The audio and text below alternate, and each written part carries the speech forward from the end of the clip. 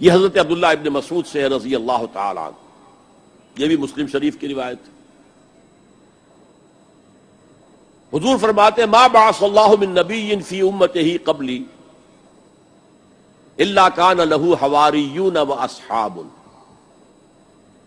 اللہ نے مجھ سے پہلے کسی بھی امت میں کسی نبی کو نہیں بھیجا مگر اس کے کچھ نہ کچھ حواری، کچھ نہ کچھ اصحاب تو ہوتے تھے نا، 2 ہوں 4 ہوں 10 ہوں 12 ہوں۔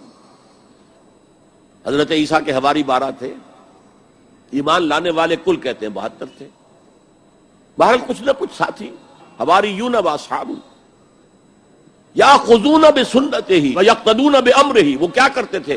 وہ حواری اور صحابہ اپنے نبی کی سنت کو مضبوطی سے پکڑ لیتے تھے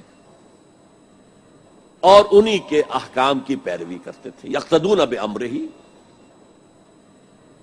اقتداء کرتے تھے، پیروی کرتے تھے۔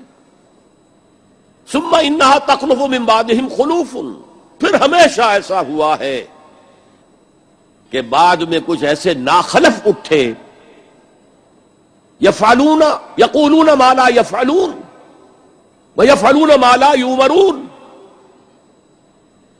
کہ وہ کہتے وہ تھے جو کرتے نہیں تھے اور کرتے وہ تھے جس کا حکم ہی نہیں ہوا۔ عرس منائے جا رہے ہیں، یہ کوئی اللہ کے رسول کا حکم ہے؟ کیا رسول کے صحابہ کا عمل ہے؟ کیا حضور کا عرس منایا گیا؟ عید میلاد النبی ایک نئی عید ہو گئی ہے، کیا اس کا حکم دیا محمد رسول اللہ نے؟ یفعلون ما لا یؤمرون، وہ اپنی ہی ایجاد کردہ روایات ہیں، اپنی ہی ایجاد کردہ بدعات ہیں، اپنی ہی ایجاد کردہ رسومات ہیں، ان پر لگے ہوئے ہیں اور دعوے کرتے ہیں اللہ سے محبت، رسول کے عشق کے، جبکہ ان کے عمل میں نہ اللہ کی اطاعت ہے نہ رسول کا اتباع ہے۔ اب جب ایسی صورت پیدا ہو جائے تو کیا کریں؟